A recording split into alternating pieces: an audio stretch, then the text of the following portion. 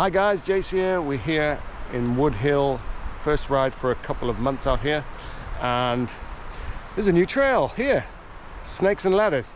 So we're going to have a look at what it's all about. We'll have a chat on the way around, just talk crap, see what's been happening, see what's going to happen.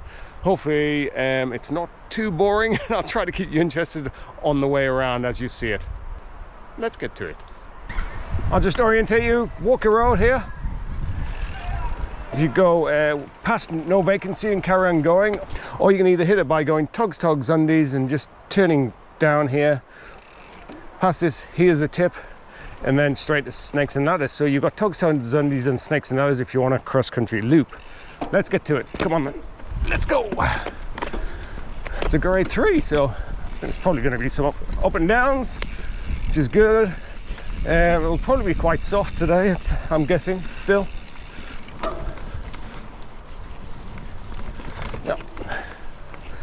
I'm not going to go too quick. I didn't see it on Trail Forks when I had a look the other day. It may have been rectified.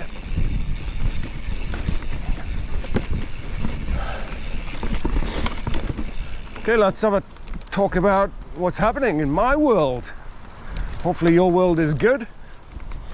I am almost 4 weeks post-COVID now, so probably like about half of you out there have had it.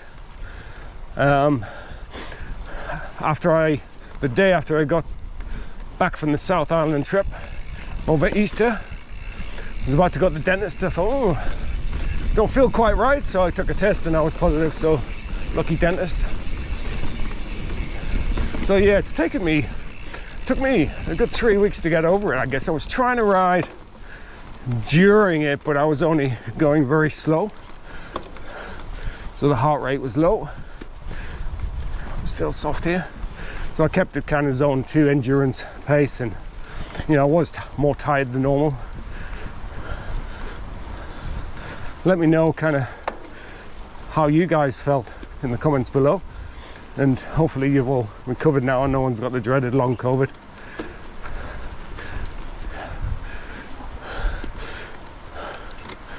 So Back to the Future, as most of you know, and Sunday Drive was canned, so this trail, I guess, was desperately needed for those XC folk, or to add a few more Ks to the park. Ooh. Bit of a snake here. Wait.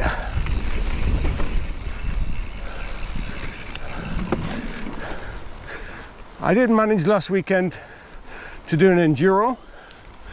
I've done 2 of the 2Ws now. Wasn't quite 100% last week, so, and there was lots of pedally sections, unfortunately, but it's still good and I improved. I hadn't done an Enduro for 5 years, really, until this year. And of course, in Rotorua, everyone pretty much is super quick. So the first 2W I recorded, so if you want to have a look at that, just click up here. Hopefully I'll put the link, or just have a look at my channel and you'll see it there. I managed a 179th place out of about 240, I think. And then last weekend I was a bit better, felt a bit better as well. I did have a couple of crashes on Kung Fu Walrus, which is normally my better trail, but I think I came about 167th, I think.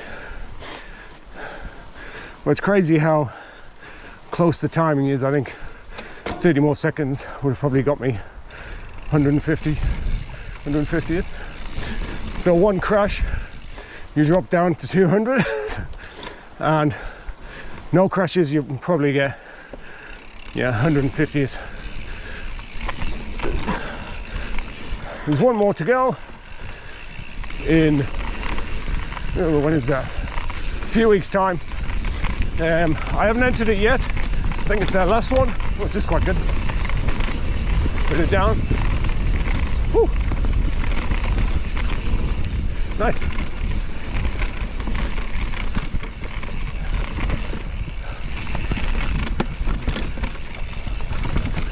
What's that rattling? I think it's my water bottle.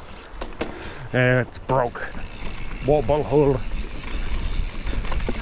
I think. Yeah, so it's in a few weeks' time. I haven't entered it yet, and I was basically waiting to see what the weather was going to be like, or if there is any spots left. Because when it's wet there, it's slick. It's slick, man, and I'm not as good in the mud, I don't think.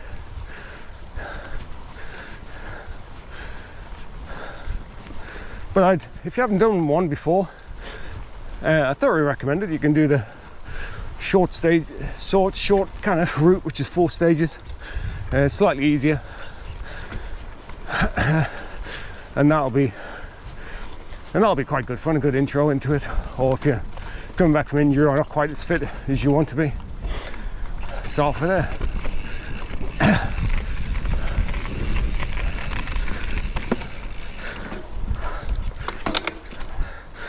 Now the main kind of reason, or one of the main reasons I rode those 2 Enduros is got a new bike.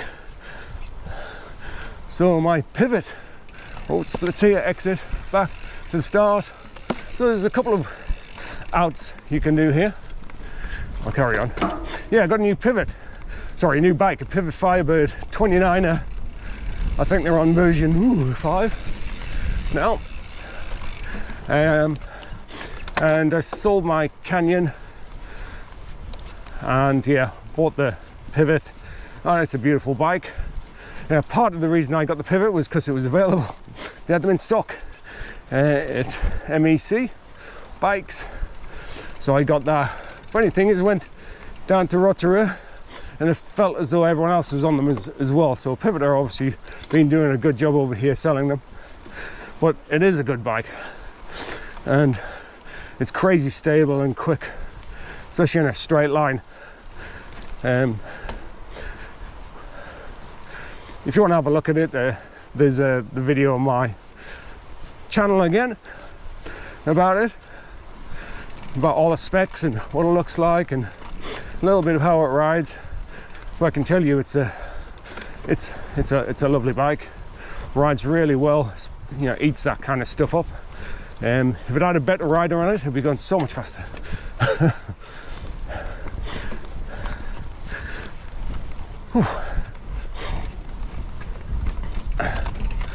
Now I've got these, I just bought a pair of, and I've got them on at the moment, Shocks headphones. They're the bone conducting ones that sit outside your ear, which I will compare them against the Apple AirPods Pro. And at the moment, they're pretty good. The sound isn't too bad. And they're probably safer because you can hear everything around you. Got lots more battery life as well. They're the Open Run Pro I've got. Can hardly tell they're there. And a few people have been using them, I've noticed there lately. The only thing with the Apple AirPods Pro is that they sometimes fall out of your ear. Battery life isn't as long. Anyway, you can, if you subscribe, you'll be able to see that video in the next few weeks.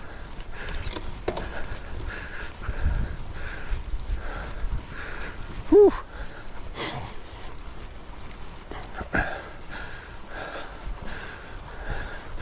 Now, yesterday was the Creators Classic. Did do that last year and videoed it. Just didn't feel up to it this year, having kind of post-COVID. So the races I've got this year, really, there's not that many, because a few have been cancelled, like the Winter Forest Festival. You know, I think it's the 3D exterior stuff. So I think I'll just have that 2W, the Walker, and maybe the Tanifa after that. Tiny Fall I think is 42k or so. I did do it once, I don't know, 8-9 years ago, when I wasn't really that fit, but it was also 80 kilometers back then. Yeah, so they're my races for the future.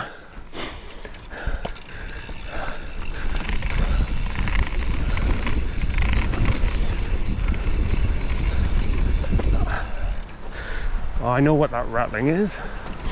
I put a GoPro mount on the rear seat just to see if it would fit. Obviously I haven't tightened it up enough.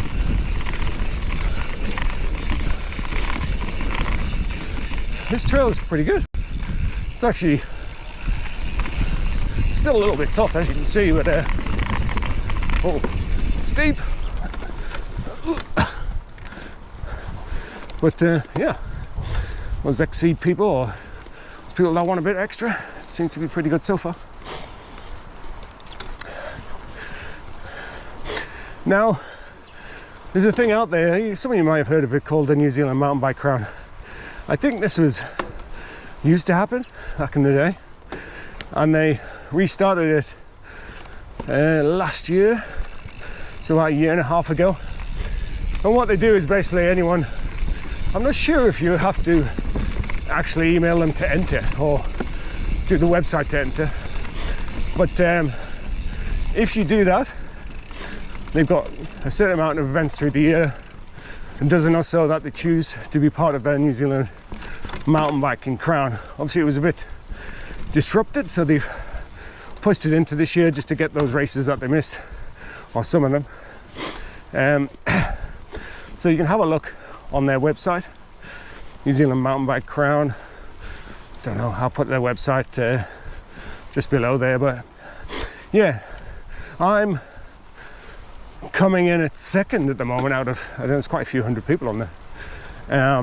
In the vets category overall, there is a gravity and an endurance kind of part of it, but I think they do the overall. So, well, for the vets they do anyway. Yeah, I know, don't look like a vet, it's weird.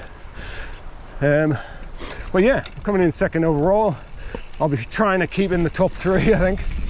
And it's not because, certainly not because it's certainly not because I'm the fastest out there or the fittest, that's for sure. It's mainly for me on volume, so everything counts and they just add it up. So if you miss a race, you get no points. They don't kind of take the top 5 races or anything like that, which is pretty good. It makes people enter more events.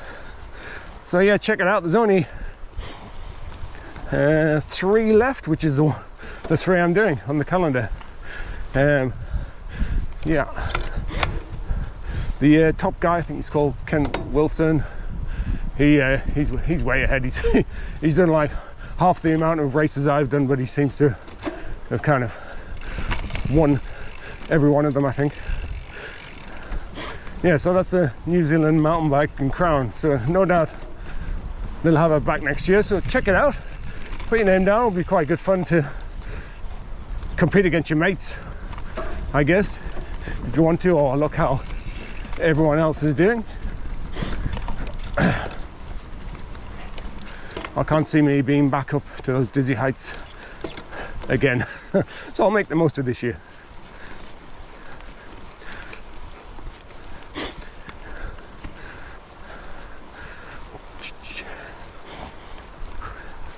Still going. I should have checked my bike computer just to see how much I was into it. So what else? Oh yeah, I am still, so in 2020, and I may have mentioned it before, I was supposed to do the BC bike race over in Canada. This is a kind of 7 or 8 day stage race, but it's quite good fun. It's got lots of single track, good kind of good technical stuff. Not something like the Prospector or the Pioneer where you're on these fire roads going up all day. unfortunately, of course, due to COVID, couldn't get there and it was cancelled. And then they put it on again, but they actually moved it for the last year to September, normally July. 4 hours inland to I think it's Kamloops and around that area, which I'm sure is good riding, but it's harder to get to. And it's on again this September, same place. I'm hoping, because I'm gonna now, it's a long way winded way of saying it, I will do it next year, because it's been deferred until then. I don't think they'll push it out anymore, and I think it would cost in total with accommodation, food, race, $4,000, which, you know, sounds steep, but actually with food and accommodation and all the racing and transport, because you used to, you know, go from one place to another, go to Vancouver Island, they had the tents waiting for you, feed you, and so I don't think it was too bad, especially for a kind of bucket list thing. So anyway, yeah, I'm hoping it's back at the old place just north of Vancouver and on that west coast next July. Fingers crossed. So if anyone's done it, or let me know, you know, let us know your experiences. I'm looking forward to it. I think it's, yeah, I think they're probably, the pointy end's competitive, but there's a lot of people just ride it. It's like, you know, if you take it, I think the way to look at it is, you know, it's like a guided kind of tour of BC on some of the best trails. They map the way for you. You'll have feed stations stop, so you can go as fast as you, or slow as you want. Ooh, climbing up here. But yeah, I am looking forward to that. So that was for my, I know, 50th birthday. Be a bit older than that by the time I get there though, and slower, no doubt.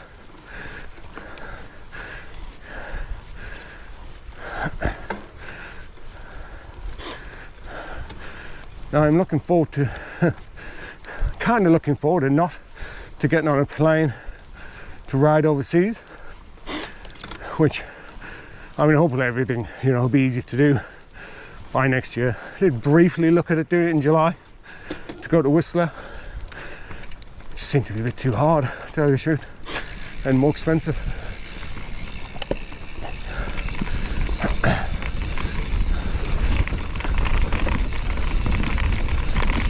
Woo.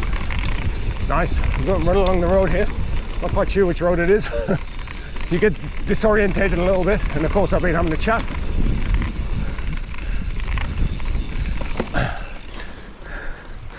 So yeah, I'm looking forward to getting back to Whistler, that's for sure.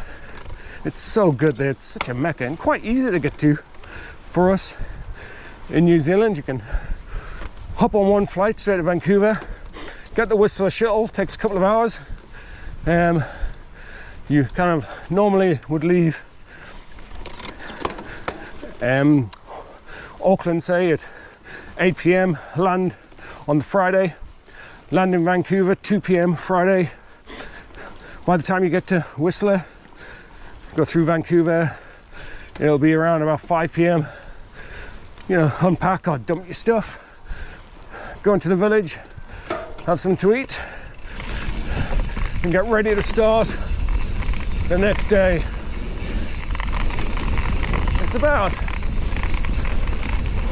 $75 or so a day for the lift pass, which is pretty reasonable. And it's open quite social hours, 10 a.m.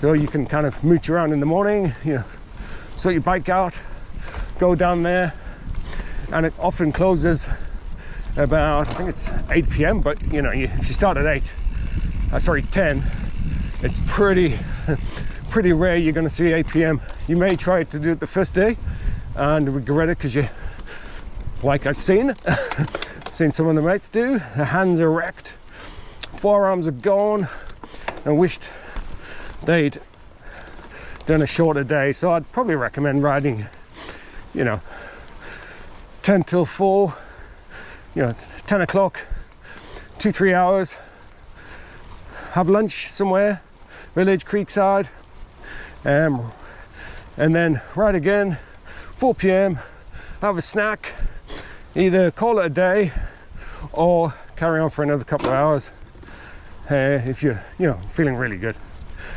And that's what your day consists of. Been 5 times now, 5 years in a row. I was lucky enough to go before the pandemic. May kind of tag it on to the BC bike race if I can next year. I'll have to take 2 bikes though, which will be a little bit tricky because of course it's a new bike and I want to ride it.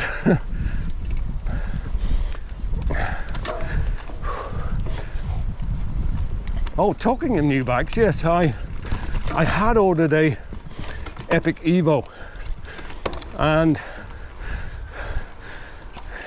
I ordered that October last year.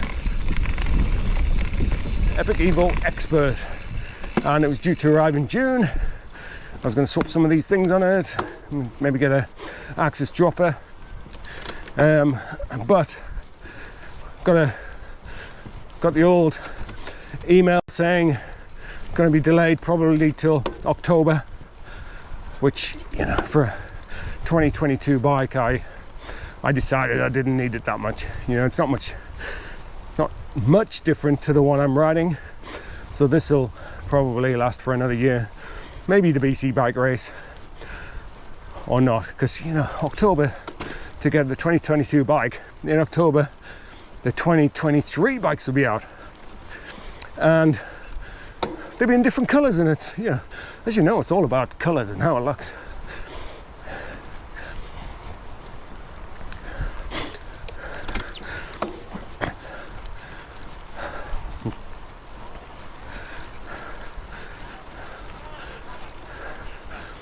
I can hear people. I wonder if I'm near the end. Be interesting to see where it comes out, actually. So I didn't see the exit near the entrance.